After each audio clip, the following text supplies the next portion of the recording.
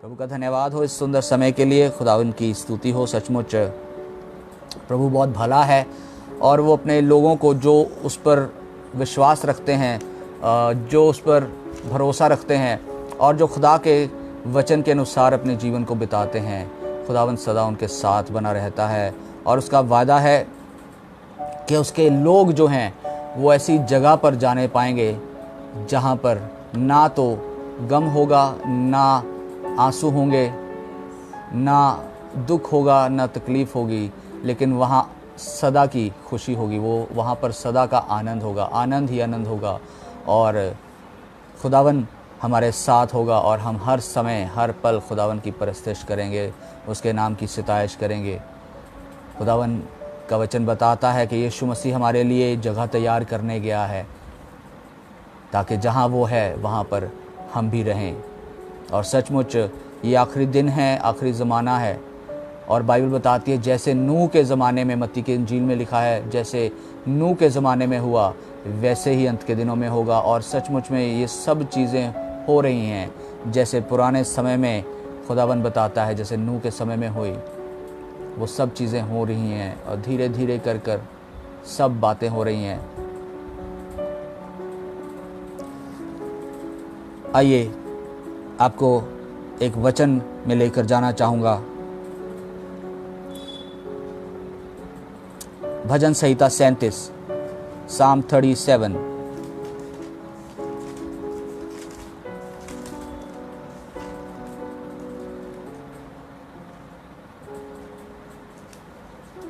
Psalm 37 verse 9।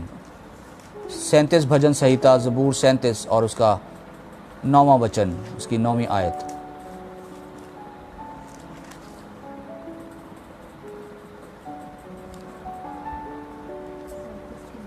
सैंतीस की 9 आयत जी। क्योंकि कुकर्मी लोग काट डाले जाएंगे, क्योंकि कुकर्मी लोग काट डाले जाएंगे, और जो यहोवा की बाट जोते हैं वे पृथ्वी के अधिकारी होंगे। जो यहोवा की बाट जोते हैं वो पृथ्वी के अधिकारी होंगे। हालेलुया। सचमुच में जो यहोवा की बाट जोते हैं वो पृथ्वी के अधिकारी होंगे, लेकिन जो गलत लोग हैं, जो कुकर्म करने वाले हैं, जो बदकिरदार लोग हैं, वो क्या किए जाएंगे? वो काट डाले जाएंगे। मेरे अजीज़ों,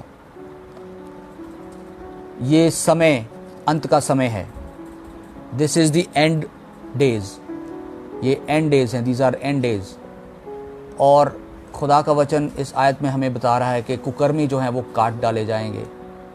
जितने भी बदकिरदार लोग हैं, जितने भी गलत लोग हैं, वो सब के सब काट डाले जाएंगे। लेकिन खुदा का वचन बताता है कि जो धर्मी होंगे, जिनको खुदा की आस होगी, जो उसकी बाट जोएंगे, जो उसका इंतज़ार करेंगे, वो पृथ्वी के अधिकारी होंगे। खुदा उनको अधिकारी बनाएगा। और हमने कल देखा था कि वो उसको अपनी संपत्ति का अधिकारी भी बनाएगा।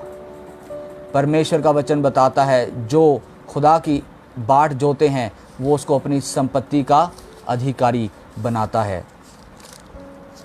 खुदावंद सचमुच में बरहक है और उसके वायदे सच्चे हैं और अटल हैं। लूका उसका 12 अध्याय,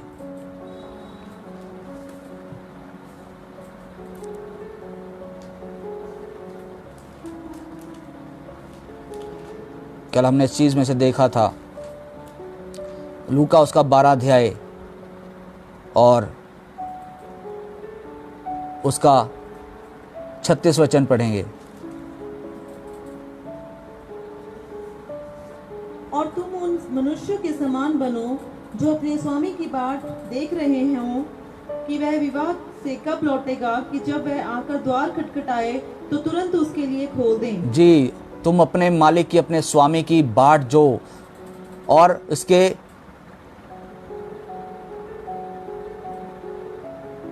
43 वर्ष में क्या लिखा है, 43 और 44 में क्या लिखा है, 43 और 44 में, धन्य है वह दास जिसे उसका स्वामी आकर ऐसा ही करते पाए। जी, धन्य है वो दास जिसका स्वामी उसको ऐसा ही करते पाए। मैं तुमसे सच सच सच कहता हूँ वह उसे अपनी सब संपत्ति पर अधिकारी ठहराएगा। वो उसे अपनी सब संपत्ति पर अधिकारी ठहराएगा। मेरे अजीज़ों, हमें खुदावन यीशु मसीह की बाढ़ जोनी है। ये अंत का समय है, हमें टाइम वेस्ट नहीं करना है, क्योंकि खुदावन बताता है कि खुदा वो सब चीज़ें जो उस टाइम पर जो पुराने ज़माने में हुई थी, उसी तरह से विपत्ति संसार पे आएगी, उसी तरह से सब बातें आएंगी। वही मरी पड़ेंगी, अकाल पड़ेंगे, भूचाल आएंगे। मत्ती की इंजील अगर आप पढ़ना चाहें तो उसमें लिखा हुआ है 24वें अध्याय में कि सब कुछ होगा जैसे पहले हुआ था। लोग आनंद कर रहे होंगे, खाते पीते होंगे, मज़ा करते होंगे। लेकिन मेरे अजीज़ों, लिखा है जो परमेश्वर की बाढ़ जोएगा, जो अपने स्वामी की बाढ़ जोएगा, वो उस पृथ्वी का अधिकारी होगा। और सिर्फ पृथ्वी का नहीं, लिखा है वो मेरे संपत्ति का भी अधिकारी होगा। 43 में लिखा है, मुबारक, धन्य है वो सेवक, धन्य है वो दास जो जिसका मालिक उसको आकर ऐसा ही करते पाए।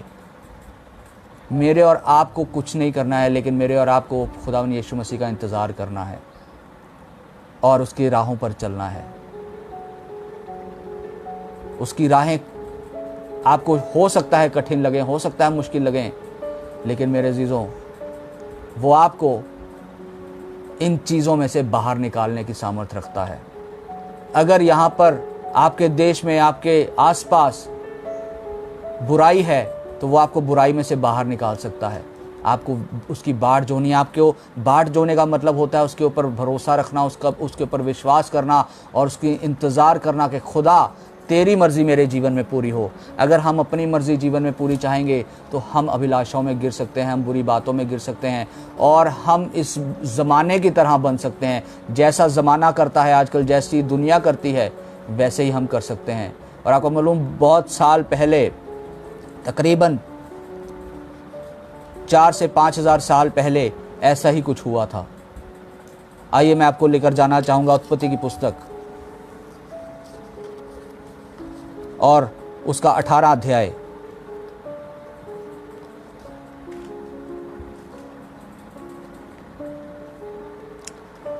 The book of genesis chapter 18, उत्पत्ति, पैदाइश, उसका 18 अध्याय, 18 बाब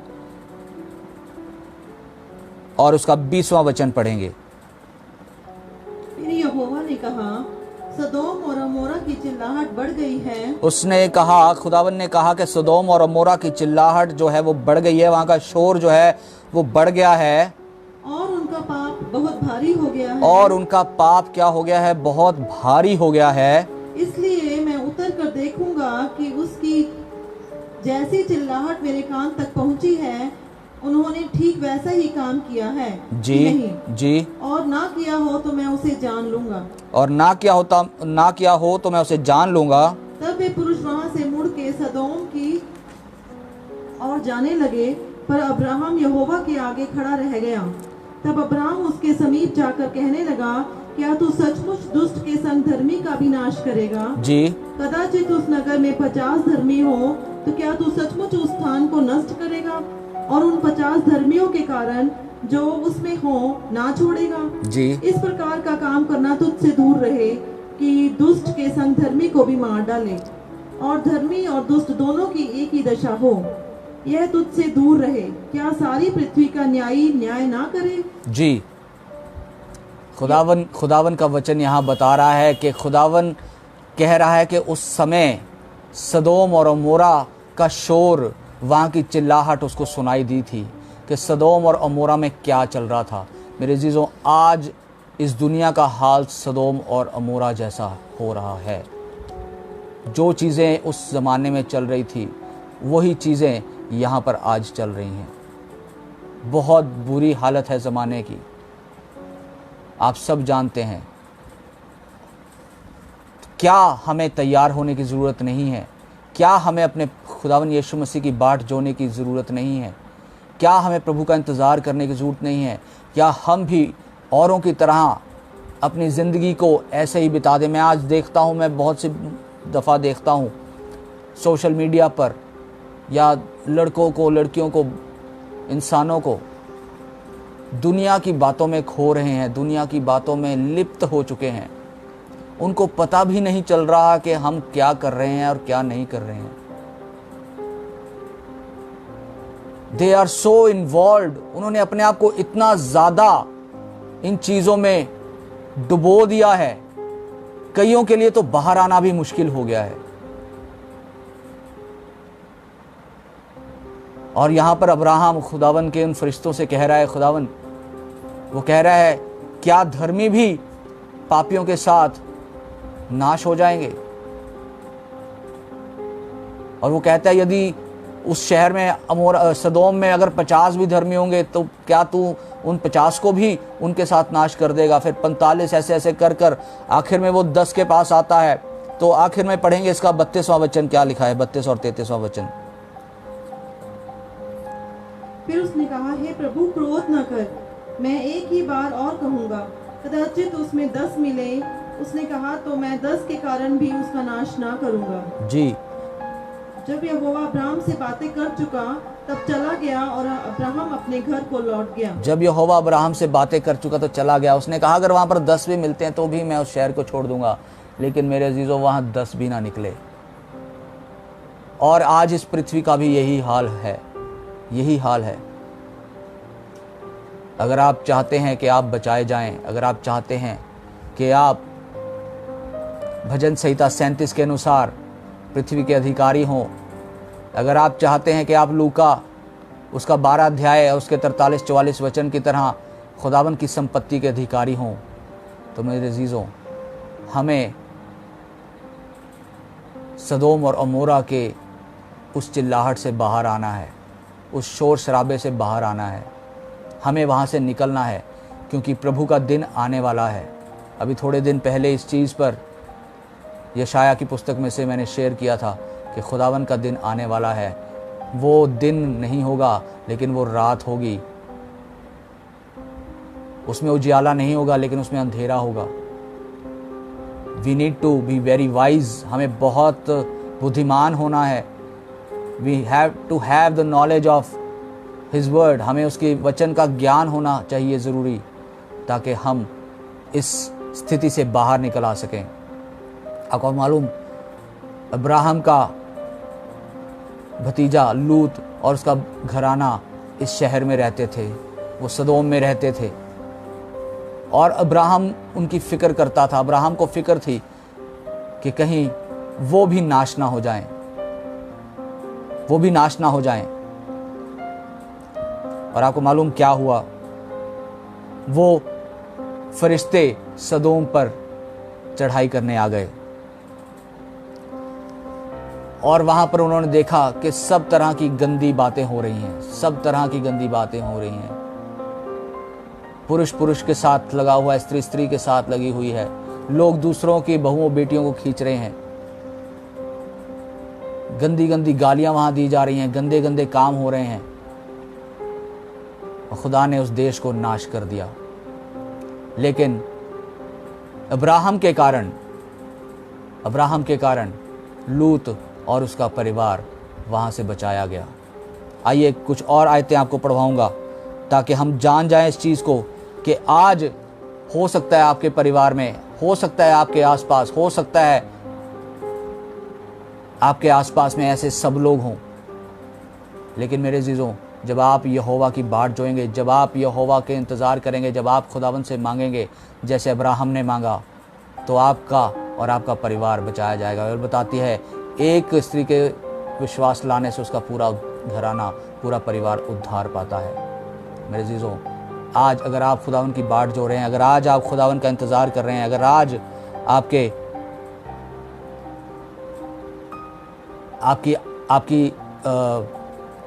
आपकी चाल चलन, आपका चाल चलन खुदावन को भा रहा है, तो हो सकता है खुदावन आपको उस तबाही से बचा लाए। आइए पढ़ें इसका 13वां वचन, 19 का 13वां वचन। क्योंकि हम ये स्थान नष्ट करने पर हैं। और वो फरिश्ते लूत से कह रहे हैं कि हम ये स्थान नष्ट करने पर हैं, इसलिए कि इसकी चिल्लाहट यहोवा के सम्मुख बढ़ गई है जी, और यहोवा ने हमें इसका सत्यानाश करने के लिए भेजा है जी। तब लूत ने निकलकर अपने दामादों को, जिनके साथ उसकी बेटियों की सगाई हो गई थी, समझा के कहा, उठो इस स्थान से निकल चलो, क्योंकि यहोवा इस नगर को नष्ट करने पर है। जी। पर वह अपने दामादों की दृष्टि में ठट्ठा करने वाला जान पड़ा। जी जब पौ फटने लगी तब दूतों ने लूत से जल्दी करने को कहा और बोले, उठ अपनी पत्नी और दोनों बेटियों को जो यहाँ है ले जा, नहीं तो तू भी इस नगर में के अधर्म में भस्म हो जाएगा। जी, उसने दूतों ने लूत से कहा कि अपनी बेटियों को ले और अपनी पत्नी को ले और यहाँ से निकल जा, नहीं तो तू भी नष्ट हो जाएगा। जी, पर वह विलम्ब करता रहा। इस पर उन पुरुषों ने उसका और उसकी पत्नी और दोनों बेटियों के हाथ पकड़े, क्योंकि यहोवा की दया उस पर थी। सुनिए ध्यान से क्या लिखा है यहाँ पर। इस पर उन फरिश्तों ने, उन स्वर्गदूतों ने उनके हाथ पकड़े। वो देर कर रहा था ताकि वो बच जाएं, उसके दामाद भी बच जाएं, और पता नहीं क्यों देर कर रहा था, लेकिन मेरे अजीज़ों, खुदावन के फरिश्ते ने कहा कि जल्दी निकलो यहाँ से। उन्होंने उसका हाथ पकड़ लिया क्योंकि खुदा उस पर दया करना चाहता था। दोबारा से इस आयत को पढ़ेंगे। पर वह विलम्ब करता रहा। इस पर उन पुरुषों ने उसका और उसकी पत्नी और दोनों बेटियों के हाथ पकड़े, क्योंकि यहोवा की दया उस पर थी, और उनको निकाल कर नगर के बाहर कर दिया। जी, और ऐसा हुआ कि जब उन्होंने उनको बाहर निकाला तब कहा, अपना प्राण लेकर भाग जा, पीछे की ओर ना ताकना। उन्होंने कहा अपना प्राण लेकर भाग जा और पीछे की ओर ना ताकना, और तराई भर में ना ठहरना। और तराई वाले शहर में, यानी कि सदोम और अमोरा में जाओ। बहुत तराई का शहर था, बहुत अच्छा शहर जो लूत ने चुना था, वहां पर ना ठहरना। उस पहाड़ पर जाना, नहीं तो तू भी भस्म हो जाएगा। उस पहाड़ पर जाना, नहीं तो तू भी भस्म हो जाएगा। आगे क्या लिखा है? लूत ने उसे कहा, हे प्रभु, ऐसा ना कर। देख, तेरे दास पर तेरी अनुग्रह की दृष्टि हुई है, और तूने इसमें बड़ी कृपा दिखाई कि मेरे प्राण को बचाया है। जी। पर मैं पहाड़ पर भाग नहीं सकता, कहीं ऐसा ना हो कि कोई विपत्ति मुझ पर आ पड़े और मैं मर जाऊं। देख, वह नगर ऐसा निकट है कि मैं वहां भाग सकता हूं, और वह छोटा भी है। मुझे वहीं भाग जाने दे। क्या वह नगर छोटा नहीं है? जी। और मेरा प्राण बच जाएगा। उसने उससे कहा, देख, मैंने इस विषय में तेरी विनती स्वीकार की है कि जिस नगर की चर्चा तूने की है उसको मैं नष्ट ना करूंगा। जी। फुर्ती से वहां भाग जा, क्योंकि जब तक तू वहां ना पहुंचे तब तक मैं कुछ ना कर सकूंगा। इसी कारण उस नगर का नाम सोअर पड़ा। उसने कहा जल्दी से भाग जा, क्योंकि जब तक तू वहां भाग नहीं जाएगा मैं नष्ट नहीं करूंगा। मेरे अजीजों, खुदावन हमें बताना चाहता है कि हमें ऐसी जगहों से भागना है। जगहों से भागने का मतलब ये है कि जो चीज़ें इस नगर में हो रही हैं, जो चीज़ें इस दुनिया में हो रही हैं, आपको उन चीज़ों से भागना है। आपको मालूम, आप इन शहरों को, अपने देश को, अपने नगर को छोड़कर नहीं जा सकते हैं, लेकिन जो चीज़ें इस दुनिया में इस समय हो रही हैं वो आपको छोड़कर भागना पड़ेगा। आपको अपने परमेश्वर के पास जाना पड़ेगा, आपको उसके सिंहासन के पास जाना पड़ेगा, आपको सब कुछ त्यागना पड़ेगा और जाना पड़ेगा। यहाँ पर लूत ने अपने दामादों को छोड़ दिया क्योंकि वो उसकी नहीं सुन रहे थे। मेरे अजीज़ों, अगर आपकी आज कोई नहीं सुनता है, आपके परिवार में, आपके दोस्तों में, आपके मित्रों में कोई नहीं सुन रहा है, तो आपको उन्हें छोड़ना पड़ेगा। हो सकता है जिस तरह से लूत के दामादों ने लूत का ठट्ठा उड़ाया, आपके रिश्तेदार भी आपका ठट्ठा उड़ाएं। अगर आज आप प्रभु में आते हैं, दुनिया पूरी होती जा रही हैं। हमें तैयार रहना है, हमें सामर्थ चाहिए, हमें पवित्र आत्मा चाहिए, हमें खुदा के वचन की भरपूरी चाहिए, क्योंकि जब हम इन चीज़ों से निकलेंगे तो हमें फुर्ती से भागना होगा। और उन फरिश्तों ने लूत से और उसके परिवार से कहा, तुम फुर्ती से यहाँ से चले जाओ, उस जगह पर जो सोअर कहलाता है वहाँ चले जाओ। जब तक तुम वहाँ नहीं जाओगे मैं इसको नाश नहीं करूँगा। खुदा वेट कर, परमेश्वर आज भी इंतज़ार करता है कि कब आप खुदा के पास आएंगे, आप खुदा के पहाड़ के ऊपर चढ़ेंगे, आप खुदा पर अपना तवक्कुल करेंगे, आप खुदावन पर अपना भरोसा रखेंगे, आप खुदा के वचन के अनुसार चलेंगे। क्योंकि जब आप तैयार होंगे भागने के लिए, जब आप तैयार होंगे पहाड़ पर चढ़ने के लिए, खुदा उस समय इस पृथ्वी को नष्ट करेगा। और उसने एक चीज़ कही कि तुमने पीछे मुड़कर नहीं देखना है। जब तुम भाग रहे हो, पीछे मुड़कर कोई नहीं देखेगा। मेरे अजीज़ों, जब आप इन चीज़ों से, शारीरिक अभिलाषाओं से, ख्वाहिशों से, गंदी बातों से, गालियों से, नशे से, व्यभिचार से, सब चीज़ों से भागते हैं, तो आपको शैतान मजबूर करेगा कि आप पीछे मुड़कर देखें। शैतान आपके ऊपर जोर डालेगा, शैतान आपको गिराने की कोशिश करेगा कि आप रुक जाएं, आप पीछे मुड़कर देखें। वो आपके मन में ऐसी ऐसी बातें डालेगा कि एक बार तो ये कर ले, एक बार ये चख ले, एक बार उसकी तरफ बुरी नज़र से देख ले, एक बार नशा करके देख ले, एक बार गाली निकाल ले, कुछ नहीं होगा, उसके बाद छोड़ देना। लेकिन वो एक बार का मुड़ना मेरे अजीज़ों आपके लिए बहुत हानिकारक हो सकता है। जैसे कि आगे अगर हम पढ़ें तो यहाँ पर लिखा हुआ है, इसको पढ़िएगा उसके 24वें वचन से। तब यहोवा ने अपनी ओर से सदोम और अमोरा पर आकाश से गंधक और आग बरसाई जी, और उन नगरों को और उस संपूर्ण तराई को और नगरों के सब निवासियों को भूमि की सारी उपज समेत नष्ट कर दिया। लूत की पत्नी ने जो उसके पीछे थी दृष्टि फेर के पीछे की ओर देखा और वह नमक का खंभा बन गई। लूत की पत्नी ने एक गलती कर दी मेरे अजीजों, उसने पीछे मुड़कर देख लिया। और खुदा ने कहा था कि तुम पीछे मुड़कर मत देखना। खुदा उस समय उसको सदोम और अमोरा को आग और गंधक से बर्बाद कर रहा था, नाश कर रहा था। वो गंदा, वो तराई का शहर जो किसी टाइम बहुत अच्छा शहर था, जो हरियाली का शहर था, जहां पर बरकतें थी, वहां पर शैतान ने आकर उस शहर को बर्बाद करवा दिया।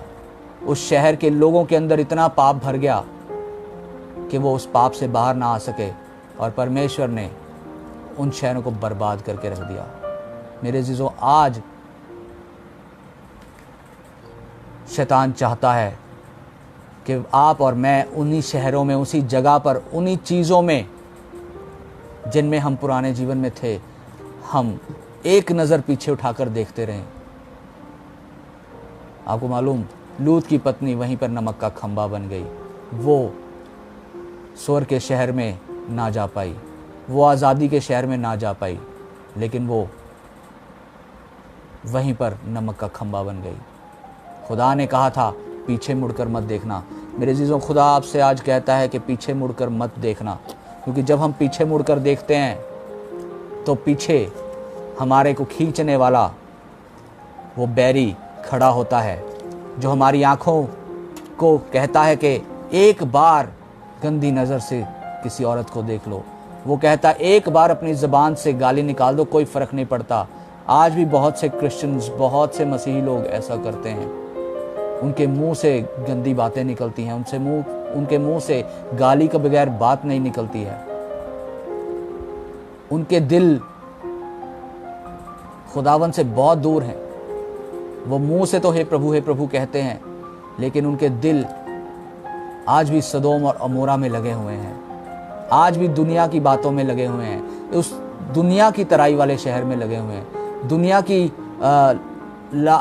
लोभ लालसाओं वाली चीज़ों में लगे हुए हैं। और बाइबल बताती है कोई भी बच नहीं पाएगा।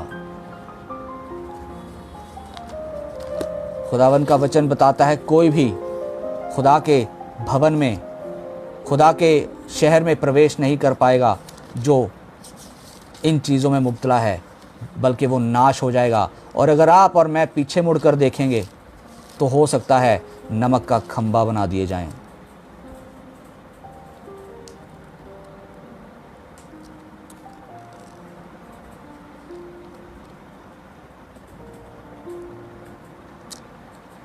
एक आयत ढूंढ रहा हूं, अगर वो मुझे मिल जाती है तो मैं आपके साथ वो शेयर करना चाहूँगा।